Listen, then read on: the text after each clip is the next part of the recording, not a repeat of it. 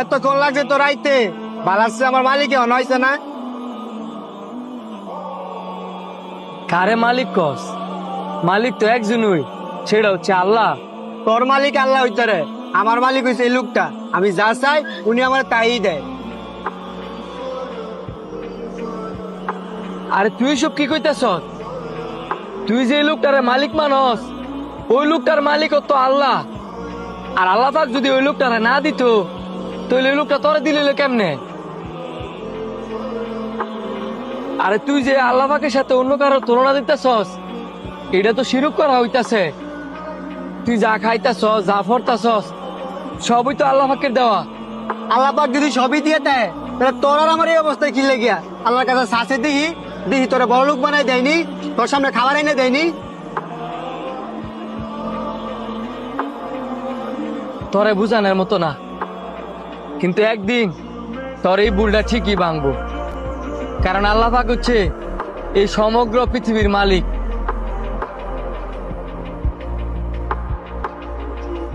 কি খবর তোমার? আজকে খাওয়া দাওয়া হয়েছে? ধন্যবাদ আপনাকে।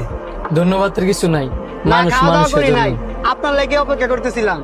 আমার লেগে অপেক্ষা করতেছিলা? এখন কি খাইবা? মালিক আপনি যা খাওয়ান।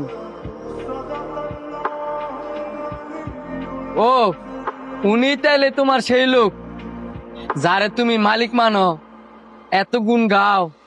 উনার কাছে নাকি তুমি যা চাও তোমার নাকি তাই দেয়। অবশ্যই দেই। আমার কি টাকা পয়সা কম আছে নাকি? আমার যাকে খুশি আমি তাকে দিতে পারি। শুনো, তুমি যেহেতু আমার এতই প্রশংসা করো, আজকে তোমার জন্য একটা সারপ্রাইজ আছে। তুমি এখানে থাকো, আমি আসতেছি।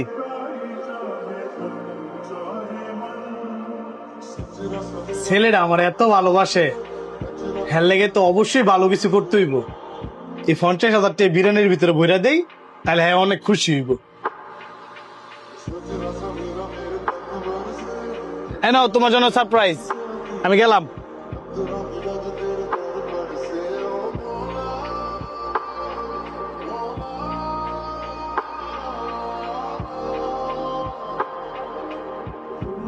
খুদা বিরিয়ানি দিল, এটা এলার সারপ্রাইজ।